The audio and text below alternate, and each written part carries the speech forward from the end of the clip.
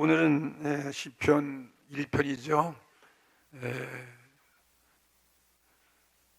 지난 말라기서를 마치고 이제는 이 구약 가운데 문학 책으로 알려져 있는 시편이라는 시인들이 하나님의 신앙을 노래한 이 말씀, 그래서 시편으로 와서 이제 1편 1장을 통해서 은혜 받도록 하겠습니다.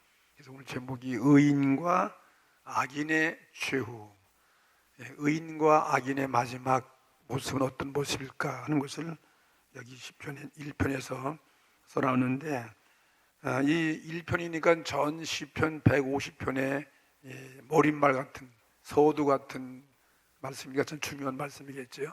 서두로서 이 시편 전체 150편의 그 전 시편의 내용이 뭐냐면, 그 내용을 보게 되면은 이스라엘 역사에 대한 얘기예요. 이스라엘 실제 일어났던 그 역사의 사건을 보고서 이런 성령에 감동된 이 기자들이, 저자들이 시를 쓴 거죠. 역사가 있는 것이 시편이고, 또 역사가 있으니까 이건 현실이죠. 그 당시에 현재에 있는 사건을 시로서 그들이 이렇게 묘사한 말씀이고, 또 더 나가서 그걸 꽂히면 안 되죠. 이 말씀은 이건 미래에 대한 예언이에요. 미래에 대한 예언이다 이것입니다. 그렇게 이해하시면 오늘 이 말씀이 우리에게 정말 필요한 말씀이에요.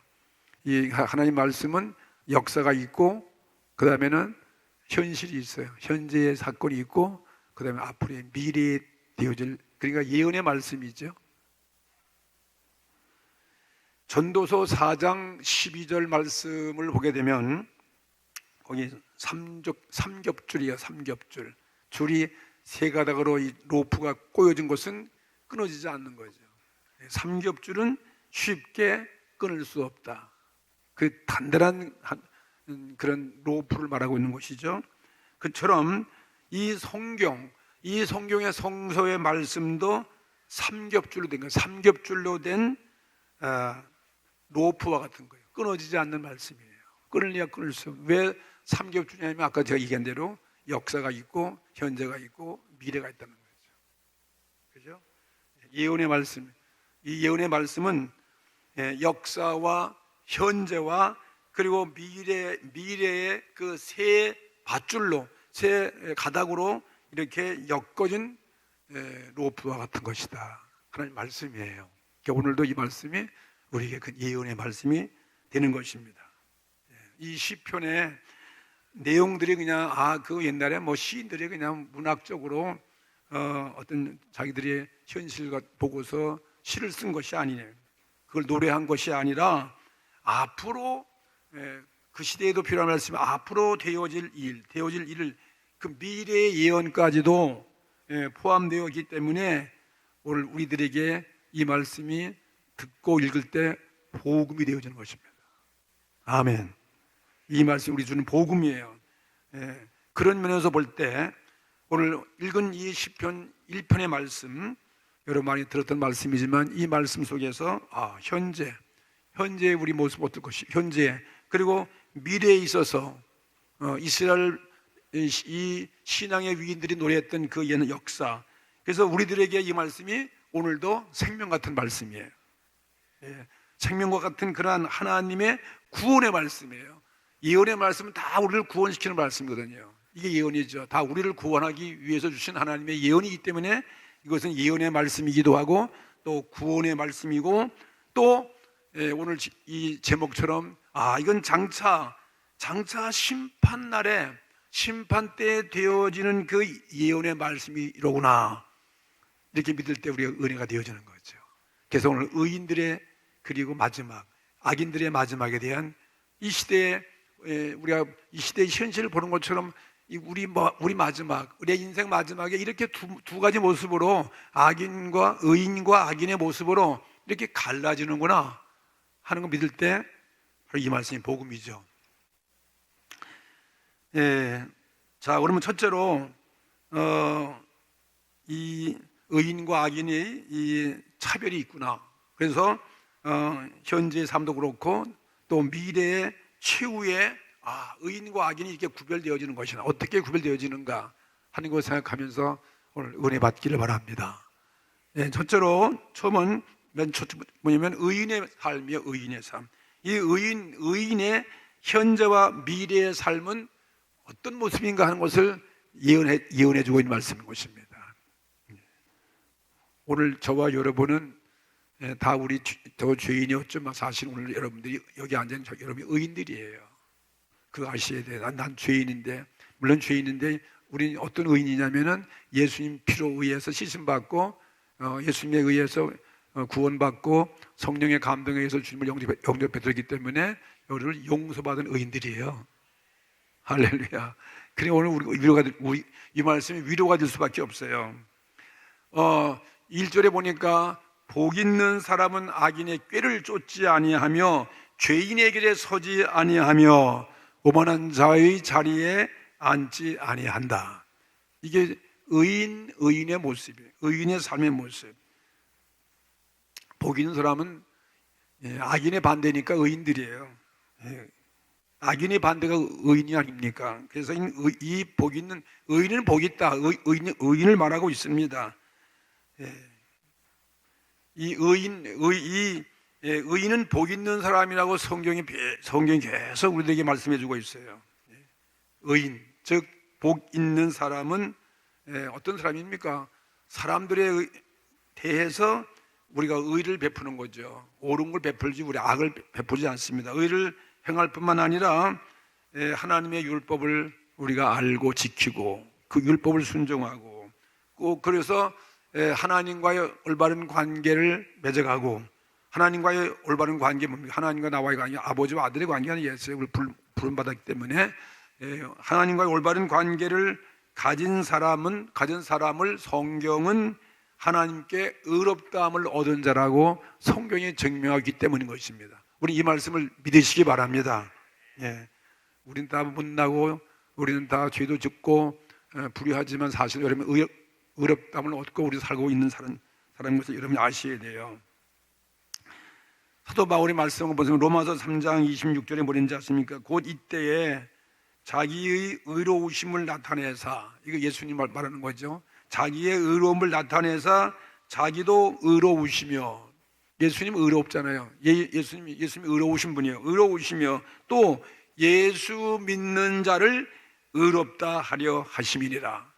말씀했잖아요. 예수 믿는 자는 의롭다 얻은 거예요.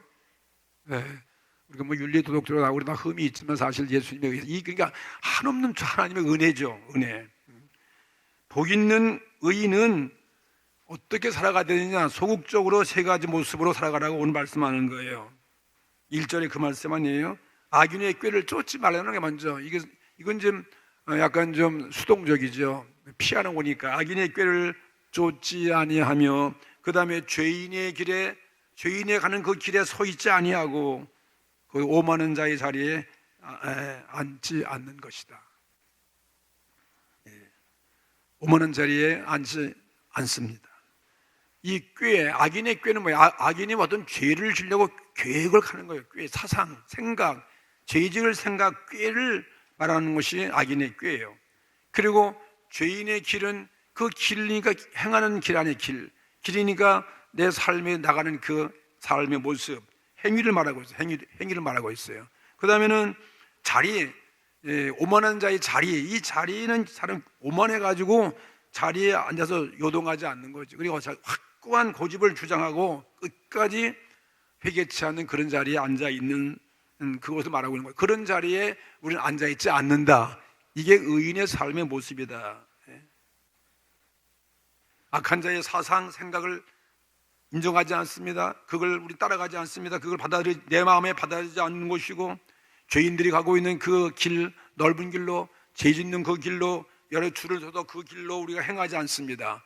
그리고 마침내는 우리는 오만한 자의 하나님을 반역하는 이 오만한 복음을 받아들이지 않는 그러한 좌석에 눌러 앉아 있지 아니한다, 이 말씀이거든요.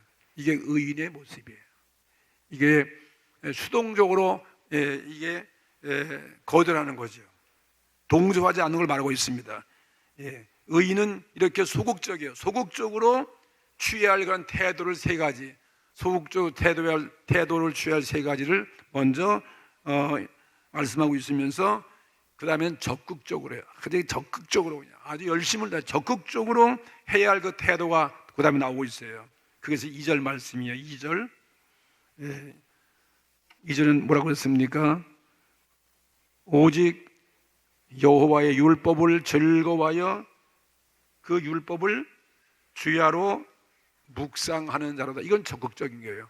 아까는 세 가지는 악인은 왜 꾀를 쫓아가지 아니하고 죄인의 길에 행하지도 아니하고 오만한 자의 자리에 아니까 이거 소극적으로 막는 거죠. 그 다음엔 거기서 끝이지 아니에요. 적극적으로 의인들의 삶의 모습이 뭐냐면은 여호와의 율법을 즐거워하는 거예요.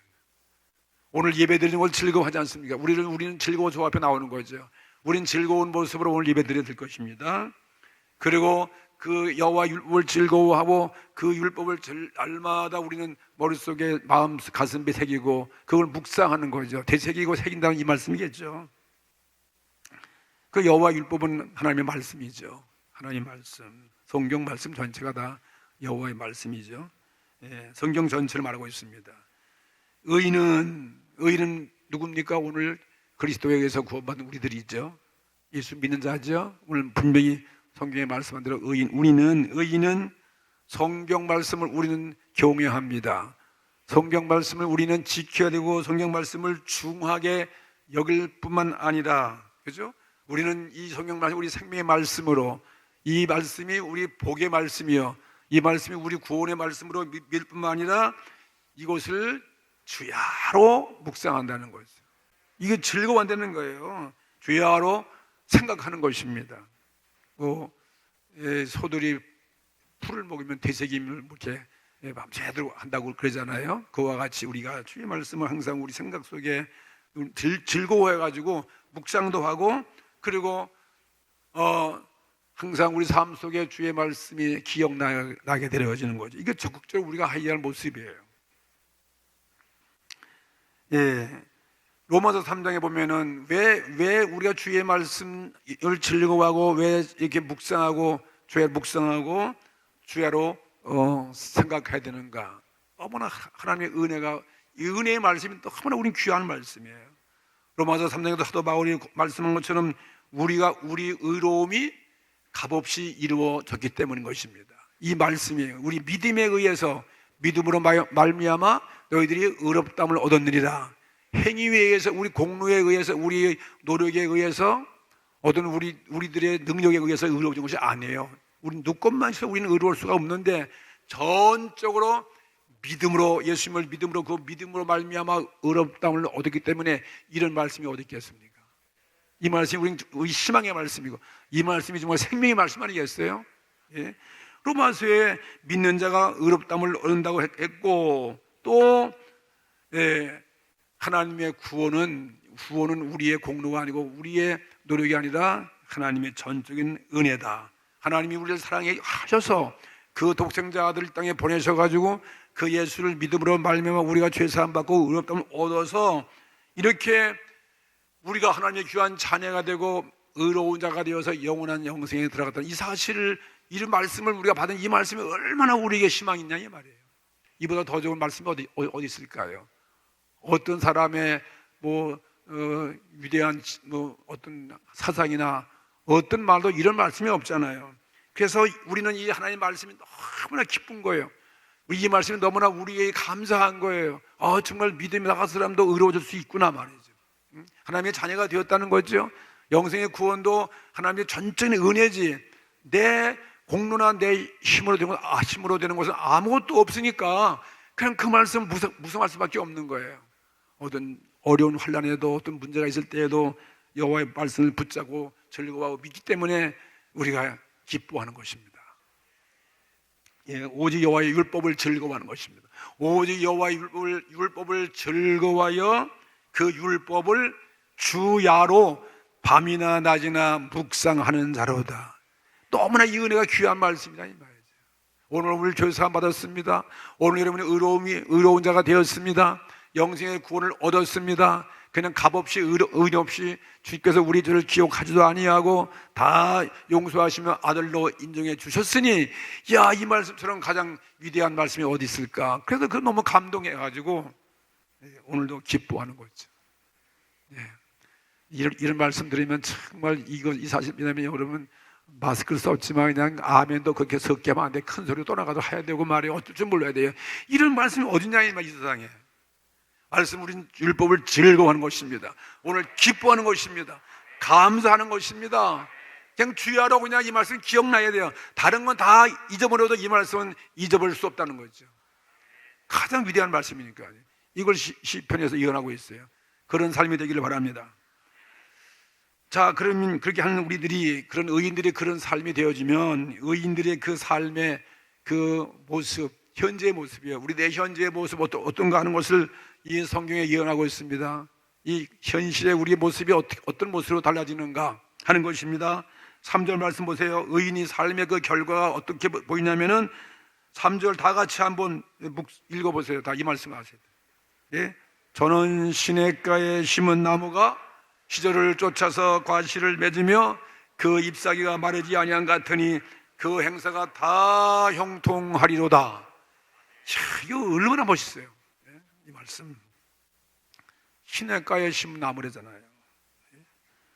시냇가에 심은 나무, 여러분 광야에 가보시면 절실하게 이해할 수 있을 것 같아요. 풀 한 포기도 자랄 수 없는 그 광야에도 오아시스가 있어가지고 물줄기가 있는 그 골짜기가 있더라고요. 그 골짜기마다 물이 흘러가기 때문에 흔적이 있어가지고 이게 나무가 살아있어요. 그게 오아시스. 근데 거기에 특별히 사막에 가면은 종려나무, 살아있는 광야에 종려나무를 보게 돼요. 높이 올라가요.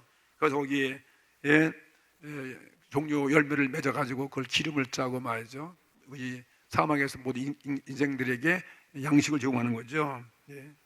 그러니까 시냇가에 심기운 나무는 살아있는 나무예요. 죽은 나무가 아니죠. 오늘 우리의 삶이 그와 같다는 거예요. 이 살아있는 나무와 같다. 시냇가에 심은 나무니까 오늘 이것은 영적으로 생명수의 뿌리박은, 하나님 말씀의 뿌리박은 우리의 삶, 신앙생활, 그죠? 성령의 물가에 여러분이 심기운 우리의 나무가 되어지는 거죠. 그래서 성령의 열매를 맺어가야 돼요. 열매가 맺듯이 말이죠. 잎사귀가 형통하고 과실, 이게 보니까 여기 시절을 쫓아 과실을 맺는다. 시절을 쫓아 과실. 때가 되면 그런 광야에서도 다른 나무는 다 죽고 생명이 없는데 여기 이 물가에 심은 나무는 과실을 맺었다. 과실을 맺으며 그랬으니까 이것은 때가 이르면 하나님의 말씀의 열매를 주렁주렁 맺는 거죠. 우리의 기도의 열매 혹은 회개의 열매, 그죠? 사랑의 열매, 이런 믿음의 열매, 이런 모든 이런 풍성한 열매를 맺는 우리의 신앙생활의 모습을 보게 되는 거죠. 아멘. 오늘 우리 교회 생활이 시냇가에 심은 여러분의 심은 남은 거예요. 주일 예배를 지키고 주 앞에 말씀을 듣고 계속 우리 말씀을 공급받잖아요. 공급받고 내 영혼의 생명이 자꾸 소생하는 거죠. 나의 이 실은 나의 영혼이 지금 무력한 상태에서 새로운 생기를 얻는 거죠. 그러니까 시편것처럼 말이죠. 주께서 우리 목자시니 네가 부족함이 없으려다 그가 나를 푸른 초장에 누이시며 쉴 만한 물가로 인도한다. 누구든지 목마르거든 내게 물로 나오라는 이 말씀이 물로 나오라는 거죠. 바로 생명의 말씀으로 나오라는 것입니다. 하나님의 말씀이 바로 시냇가에 심은 우리들의 의인의 삶은 시냇가에 심은 나무 같다는 거죠. 아멘.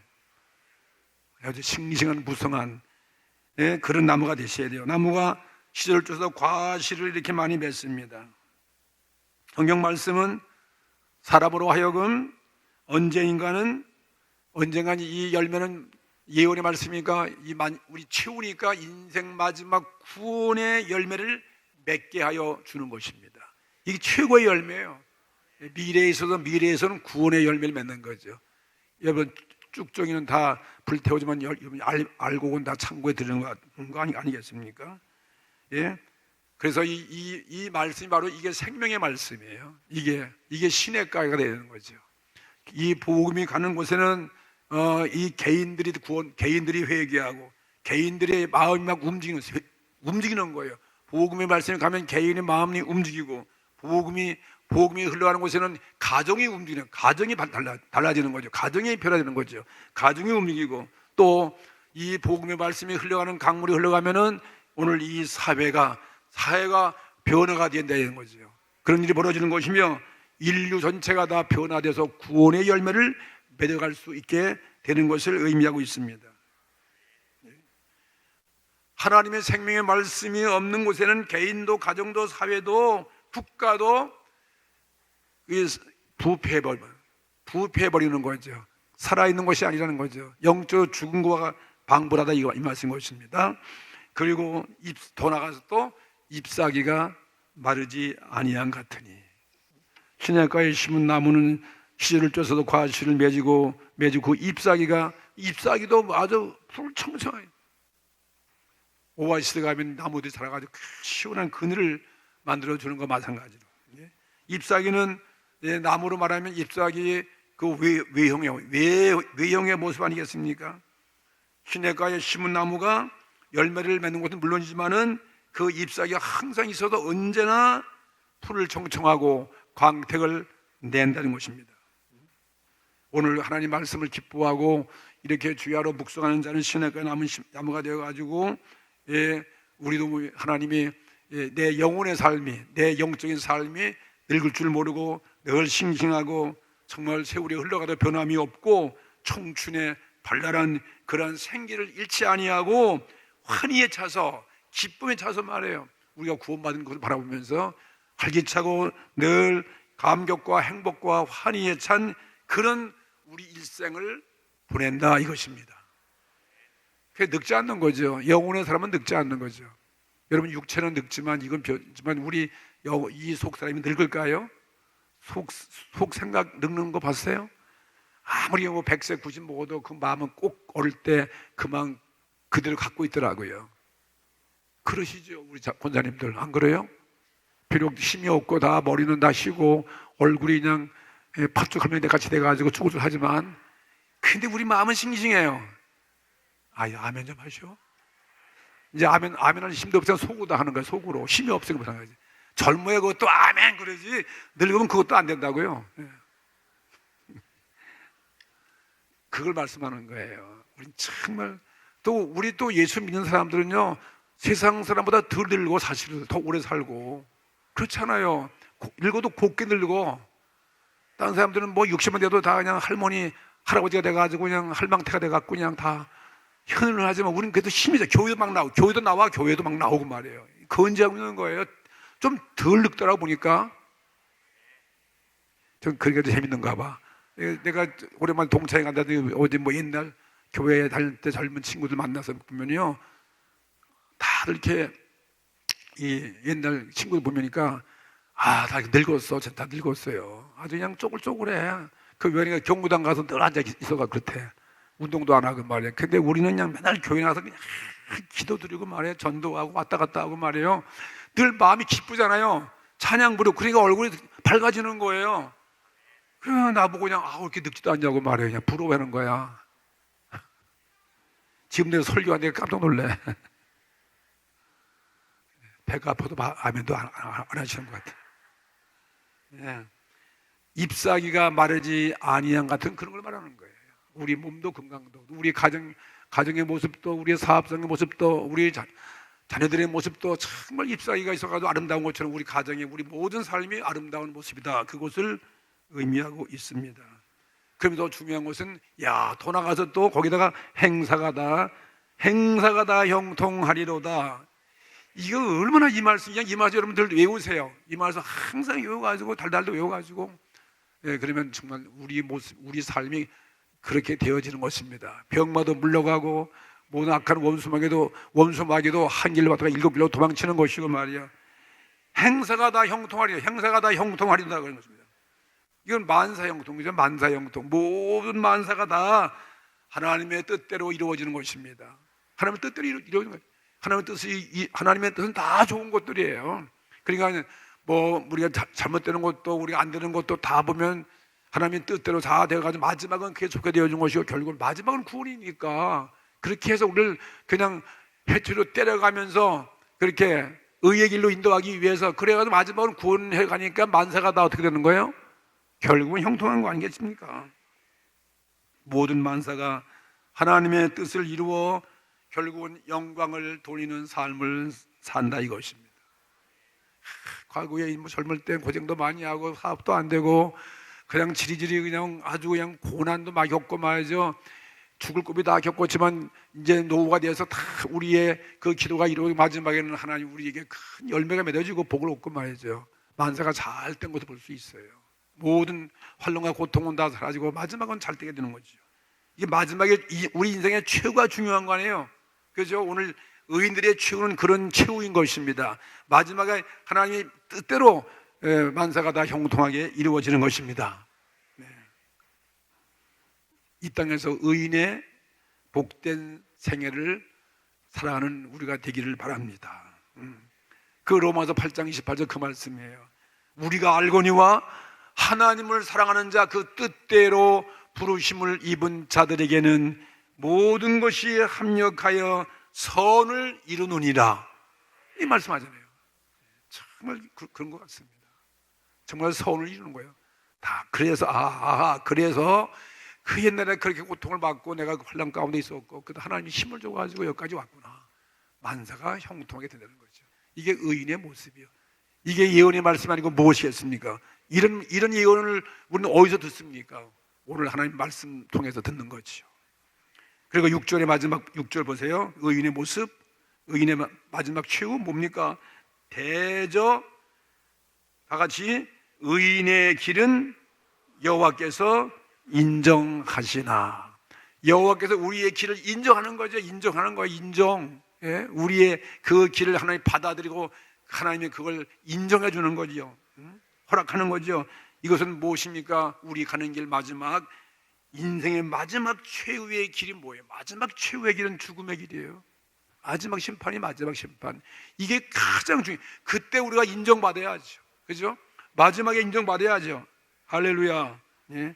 인생은 죽음의 길이 끝나는 것이 아니잖아요. 끝나는 것이 아니고 그건 육신의 죽음이 끝난 것이 아니라 하나님의 이 죽음의 길, 이 인생 최후의 죽음의 길을 통과해서 영원한 그 나라, 새로운 나라, 주께서 예비하신 그 나라로 인도에 가신다는 뜻이에요. 여호와께서 우리 마지막 의인의 길을 인정하시는 거죠. 영원한 그 길로 주님이 들어가게 만들어 주시는 거죠. 구원의 문으로 우리는 들어갈 수 있다 이것입니다.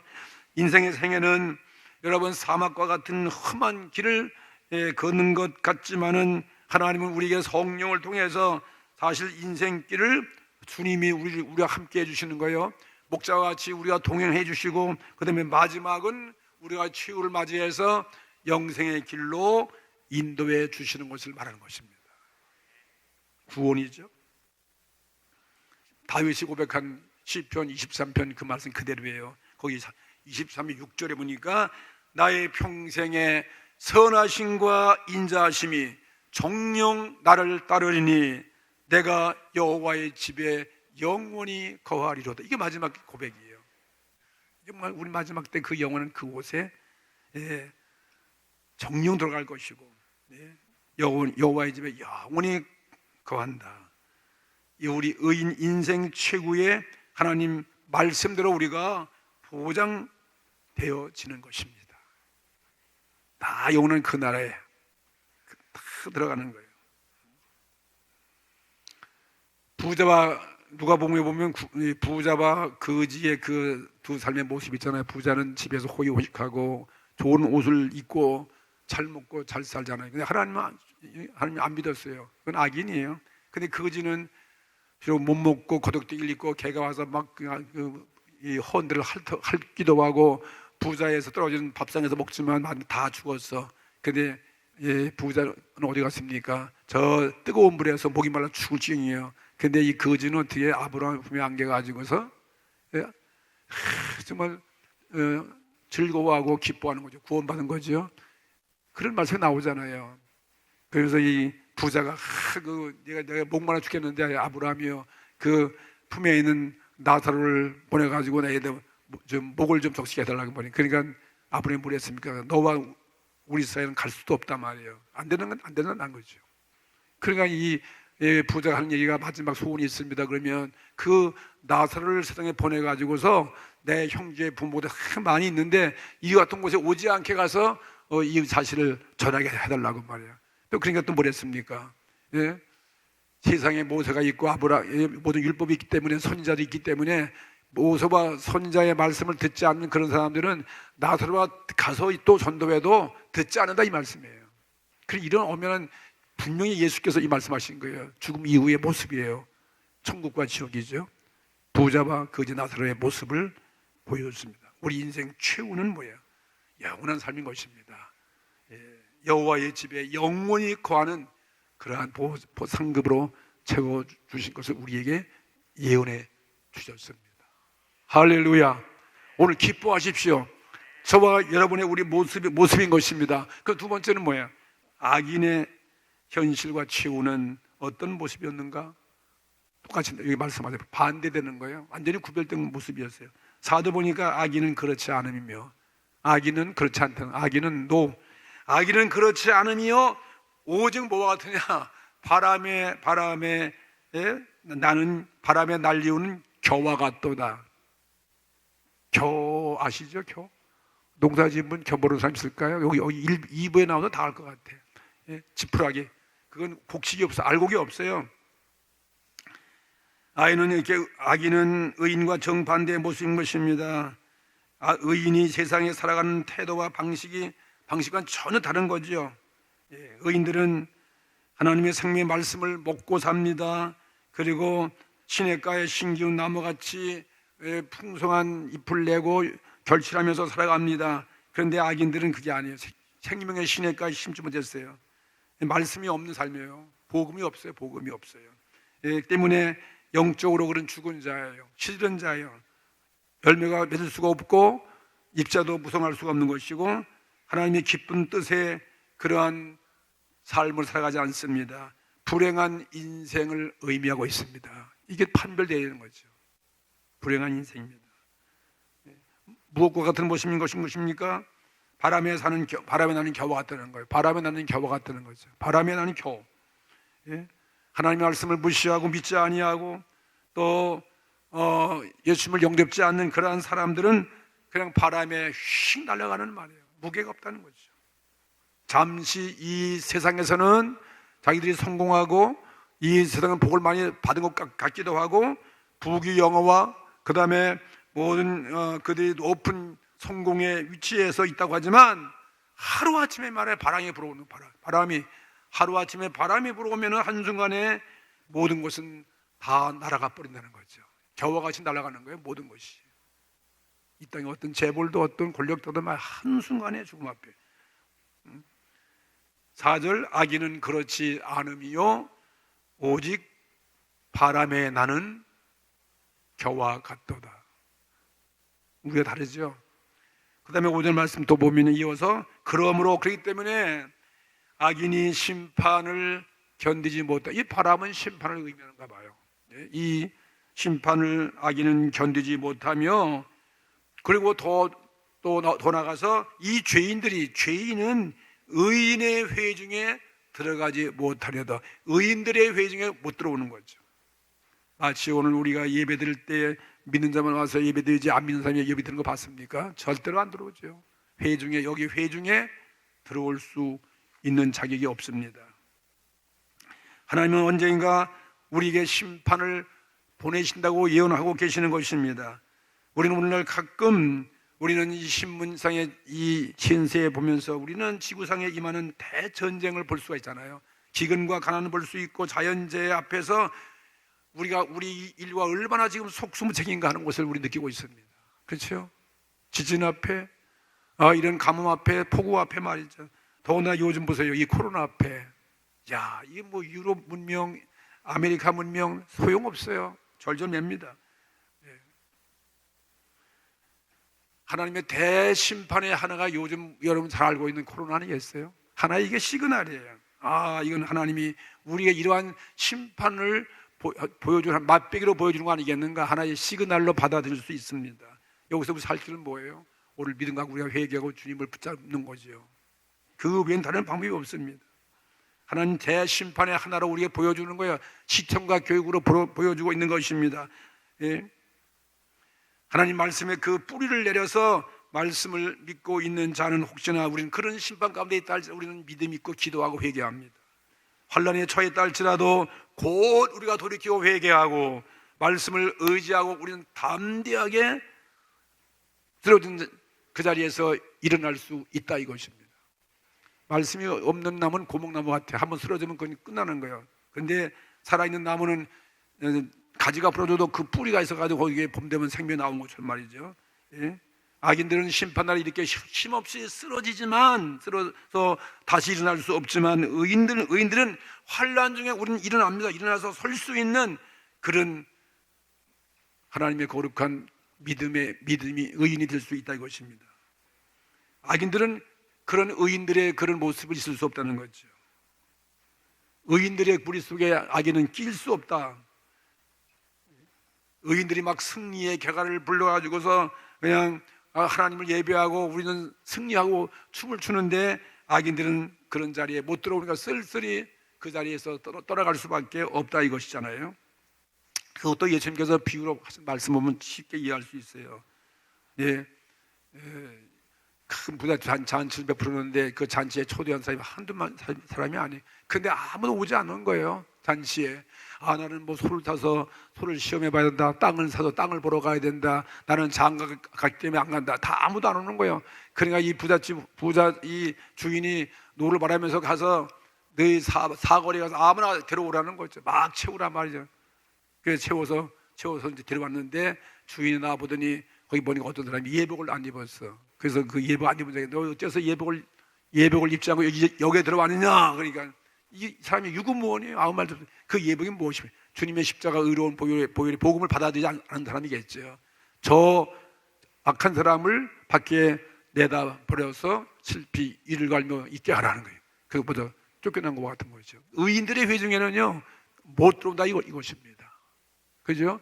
하나님 그 천국에 이 믿지 않는 사람들은 들어올 수 없다 그 말씀이겠죠.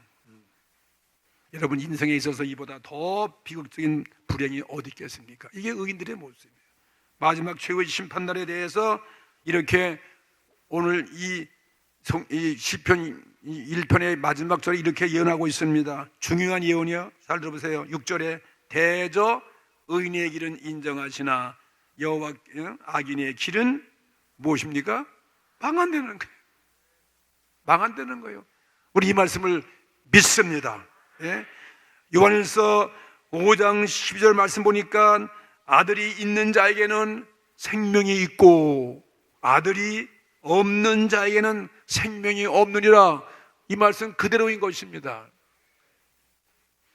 여호와 하나님은 의인의 길을 오늘도 돕습니다. 우리와 동행하시는 것입니다. 오늘도 성령을 통해서 우리를 붙들어 주시는 것입니다. 그리고 우리를 인도해 가시는 거죠. 이 땅에도 진정한 성공자가 되게 만들어 가시고 인생 우리 마지막 최후에는 영생의 나라에 도달하게 하시고 악인은 하나님의 심판을 밖에 없다는 이 사실 분명히 오늘 말씀하셨습니다. 오늘 우리 본문 말씀 속에서 의인과 악인의 이 구별된 이 모습 명백하게 오늘 예언해 주셨어요. 보여주셨어요. 하나님의 살아있는 오늘 예언의 말씀이 오늘 시편 1편에도 있는 거예요.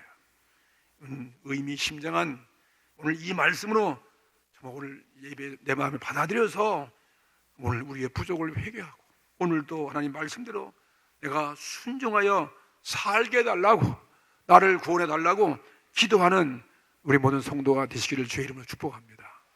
다 같이 합심해서 통성기도 드리겠습니다.